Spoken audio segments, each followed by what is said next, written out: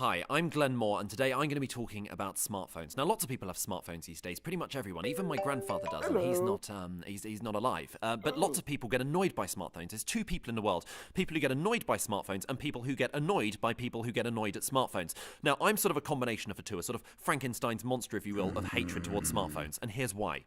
The iPhone is essentially a useless friend or a bad PA that doesn't really do its sort of proper job. I don't really understand that sometimes when I try and send a text, it doesn't send the text, but it does put in the effort to send me a message saying it couldn't send the text. And it's the equivalent of sort of lying in bed at night and you've got a friend in your room sort of going, "Hey Glenn, yeah, are you awake? Yeah. You know you asked me today if I've been out? Yeah, I haven't. The police are here."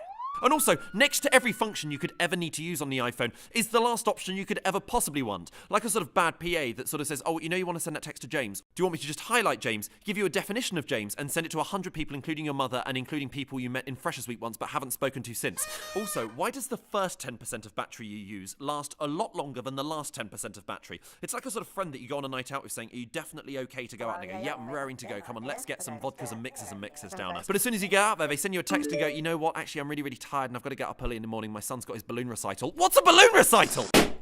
Okay, so I've got 3 solutions to try and improve smartphones. Firstly, I think we should be able to get rid of all the nonsense apps and maybe focus on the ones that actually make it a fucking phone.